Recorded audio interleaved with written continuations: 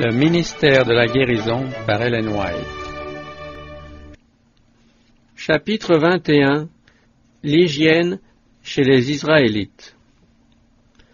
Dans les enseignements que Dieu donna à Israël, la préservation de la santé occupait une large place.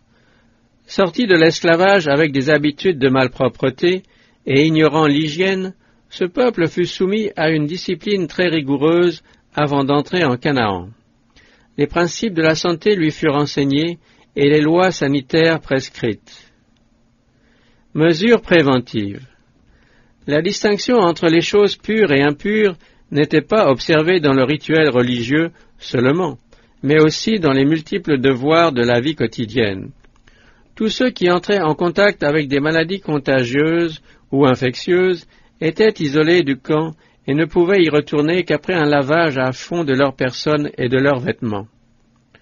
Pour celui qui était affligé d'une maladie contagieuse, les instructions suivantes étaient données. Tout lit sur lequel il couchera et tout objet sur lequel il s'assiera sera impur. Celui qui touchera son lit lavera ses vêtements, se lavera dans l'eau, et sera impur jusqu'au soir.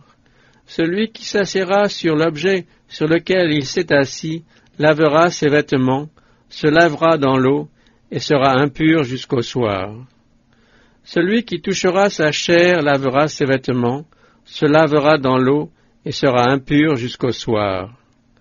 Celui qui touchera une chose quelconque qui a été sous lui sera impur jusqu'au soir, et celui qui la portera lavera ses vêtements, se lavera dans l'eau, et sera impur jusqu'au soir. Celui qui sera touché par lui, et qui ne se sera pas lavé les mains dans l'eau, lavera ses vêtements, se lavera dans l'eau, et sera impur jusqu'au soir. Tout vase de terre qui sera touché par lui sera brisé, et tout vase de bois sera lavé dans l'eau. La loi concernant la lèpre indique la minutie avec laquelle ces règles devaient être appliquées. Aussi longtemps qu'il aura la plaie, il sera impur, il est impur, il habitera seul, sa demeure sera hors du camp. Lorsqu'il y aura sur un vêtement une plaie de lèpre, sur un vêtement de laine ou sur un vêtement de lin, à la chaîne ou à la trame de lin ou de laine, sur une peau ou sur quelque ouvrage de peau, le sacrificateur examinera la plaie. Si la plaie s'est étendue sur le vêtement, à la chaîne ou à la trame, sur la peau ou sur l'ouvrage quelconque fait de peau, c'est une plaie de lèpre invétérée, l'objet est impur. Il brûlera le vêtement, la chaîne ou la trame de laine ou de lin, l'objet quelconque de peau sur laquelle se trouve la plaie, car c'est une lèpre invétérée, il sera brûlé au feu. De même, toute maison qui présentait des signes la rendant impropre à être habitée devait être détruite. Le sacrificateur, était-il dit, fera abattre la maison, les pierres, le bois et tout le mortier de la maison, et l'on portera ces choses hors de la ville, dans un lieu impur. Celui qui sera entré dans la maison pendant tout le temps qu'elle était fermée sera impur jusqu'au soir. Celui qui aura couché dans la maison lavera ses vêtements, celui qui aura mangé dans la maison lavera aussi ses vêtements. Soins de propreté. La propreté personnelle était enseignée de la manière la plus impressionnante. Avant de se grouper au pied du Sinaï pour entendre la promulgation de la loi par la voix de Dieu, les Israélites reçurent l'ordre de laver leurs personnes et leurs vêtements. Toute infraction exposait le contrevenant à la peine de mort. Aucune impureté ne devait être tolérée en présence de Dieu. Bien que durant leur séjour dans le désert, les Israélites fussent presque continuellement en plein air, là où la malpropreté aurait eu cependant des conséquences moins graves que dans les maisons, l'hygiène la plus stricte était exigée à l'intérieur et à l'extérieur des tentes. Aucune ordure ne devait rester dans le camp ou aux environs. Le Seigneur avait dit, « L'Éternel, ton Dieu, marche au milieu de ton camp pour te protéger et pour livrer tes ennemis devant toi. Ton camp devra donc être saint, afin que l'Éternel ne voie chez toi rien d'impur et qu'il ne se détourne point de toi. » Le régime alimentaire. La distinction entre le pur et l'impur existait également pour les aliments. Je suis l'Éternel votre Dieu, qui vous ai séparés des peuples. Vous observerez la distinction entre les animaux purs et impurs, entre les oiseaux purs et impurs, afin de ne pas rendre vos personnes abominables par des animaux, par des oiseaux, par tous les reptiles de la terre que je vous ai appris à distinguer comme impurs. Beaucoup de comestibles employés librement par les païens étaient interdits aux Juifs. Ce n'était pas là des distinctions arbitraires. Les choses défendues étaient malsaines, et le fait qu'elles étaient déclarées impures indiquait que l'usage d'aliments nuisibles souille l'homme. Ce qui corrompt le corps tend à corrompre l'âme et à la rendre impropre à la communion avec Dieu et au service qui lui est dû. En terre promise, la discipline du désert fut appliquée de manière à favoriser la formation de bonnes habitudes. Les hommes ne s'entassaient pas dans les villes, chaque famille possédait des terres qu'elle cultivait, s'assurant ainsi des bienfaits d'une vie saine et naturelle. Dieu déclare au sujet des coutumes cruelles et licencieuses des Cananéens qu'Israël chassait devant lui, « Vous ne suivrez point les usages des nations que je vais chasser devant vous, car elles ont fait toutes ces choses, et je les ai en abomination. Tu n'introduiras point une chose abominable dans ta maison, afin que tu ne sois pas comme cette chose dévouée par interdit. » Dans tout ce qui concernait la vie quotidienne, les Israélites se trouvaient en face de la leçon enseignée par le Saint-Esprit. Ne savez-vous pas que vous êtes le temple de Dieu et que l'Esprit de Dieu habite en vous? Si quelqu'un détruit le temple de Dieu, Dieu le détruira, car le temple de Dieu est saint, et c'est ce que vous êtes. Les réjouissances. Un cœur joyeux est un bon remède. La gratitude, la joie, la bienveillance, la confiance en l'amour et en l'intérêt de Dieu, voilà ce qui préserve la santé. Ces vertus devaient être pour les Israélites le principe fondamental de leur existence. Le voyage que l'on accomplissait 3 fois par an à Jérusalem pour assister aux fêtes annuelles, la semaine passée en plein air sous des tentes pendant la fête des tabernacles, étaient des occasions de se recréer, de se réjouir hors de chez soi. Ces fêtes, rendues plus agréables et plus touchantes par l'hospitalité que l'on offrait aux étrangers, aux Lévites et aux pauvres, mettaient tout le peuple en joie. Tu te réjouiras avec le Lévite et avec l'étranger qui sera au milieu de toi, pour tous les biens que l'Éternel ton Dieu t'a donnés, à toi et à ta maison. Aussi, plus tard, lorsque la loi divine fut lue publiquement à Jérusalem aux captifs revenus de Babylone, et que le peuple pleurait à cause de ses transgressions, ces paroles bienveillantes furent prononcées. « Ne vous affligez pas, allez, mangez des viandes grasses, buvez des boissons douces, et envoyez-en à ceux qui n'ont rien de préparé, car ce jour est consacré à notre Seigneur. Ne soyez pas affligés, car la joie que donne l'Éternel, voilà votre force. » On publia dans toutes les villes et à Jérusalem l'avis suivant.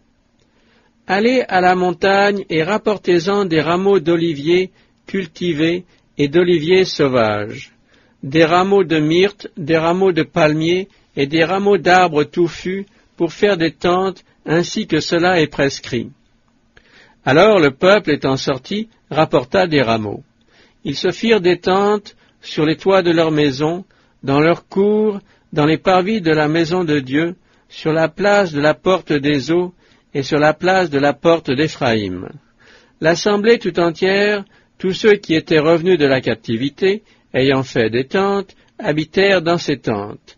Il y eut donc alors de très grandes réjouissances. Dieu donna aux Israélites des instructions au sujet de tout ce qui était essentiel à la santé physique et morale. Les commandements suivants s'appliquent aussi bien aux principes de la santé qu'à ceux de la loi morale.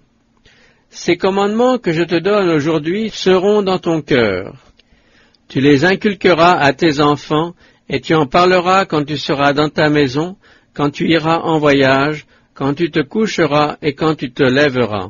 Tu les lieras comme un signe sur tes mains, et ils seront comme des frontaux entre tes yeux. Tu les écriras sur les poteaux de ta maison et sur tes portes. Lorsque ton fils te demandera un jour « Que signifient ces préceptes, ces lois et ces ordonnances que l'Éternel notre Dieu vous a prescrits ?» Tu diras à ton fils « L'Éternel nous a commandé de mettre en pratique toutes ces lois et de craindre l'Éternel notre Dieu, afin que nous fussions toujours heureux et qu'il nous conservât la vie comme il le fait aujourd'hui. » Si les Israélites avaient obéi à ces instructions, s'ils avaient su tirer profit de leurs avantages et vécu selon le plan de Dieu, ils auraient été préservés des maladies qui affligeaient les autres nations et pour le monde un vivant exemple de santé et de prospérité. Plus que tous les autres peuples, ils auraient possédé la force physique, la vigueur intellectuelle et constitué la nation la plus puissante de la terre. Dieu avait dit à Israël « Tu seras béni plus que tous les peuples ».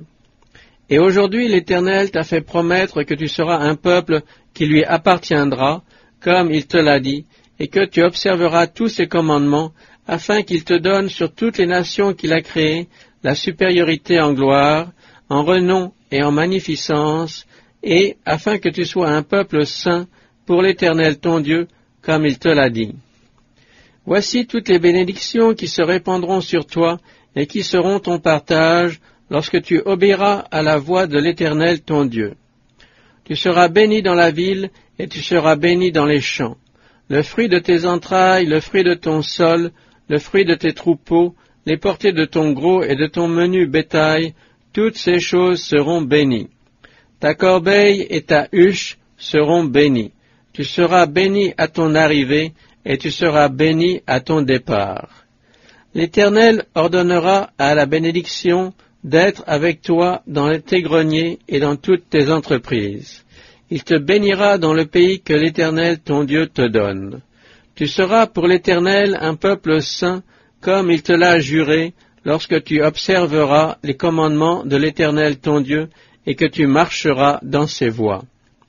Tous les peuples verront que tu es appelé du nom de l'Éternel et ils te craindront. L'Éternel te comblera de bien en multipliant le fruit de tes entrailles, le fruit de tes troupeaux et le fruit de ton sol, dans le pays que l'Éternel a juré à tes pères de te donner. L'Éternel t'ouvrira son bon trésor, le ciel, pour envoyer à ton pays la pluie en son temps et pour bénir tout le travail de tes mains.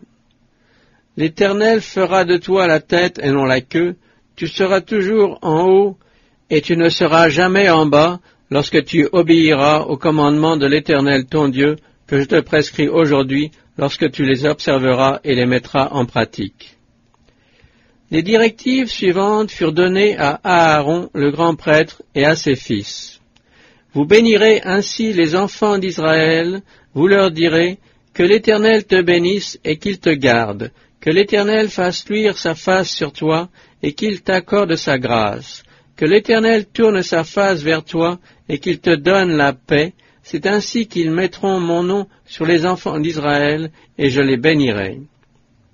Que ta vigueur dure autant que tes jours, nul n'est semblable au Dieu d'Israël, il est porté sur les cieux pour venir à ton aide, le Dieu d'éternité est un refuge, et sous ses bras éternels est une retraite. Israël est en sécurité dans sa demeure, la source de Jacob est à part, dans un pays de blé et de moût, et son ciel distille la rosée. Que tu es heureux, Israël, qui est comme toi, un peuple sauvé par l'Éternel, le bouclier de ton secours et l'épée de ta gloire.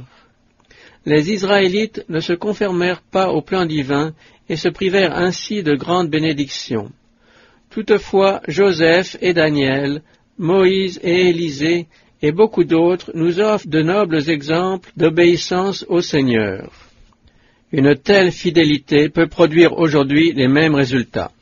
Il est écrit « Vous êtes une race élue, un sacerdoce royal, une nation sainte, un peuple acquis, afin que vous annonciez les vertus de celui qui vous a appelé des ténèbres à son admirable lumière. » Béni soit l'homme qui se confie dans l'Éternel, et dont l'Éternel est l'espérance. Les justes croissent comme le palmier, ils s'élèvent comme le cèdre du Liban. Plantés dans la maison de l'Éternel, ils prospèrent dans les parvis de notre Dieu. Ils portent encore des fruits dans la vieillesse, ils sont pleins de sève et verdoyants. Que ton cœur garde mes préceptes, car ils prolongeront les jours et les années de ta vie, et ils augmenteront ta paix.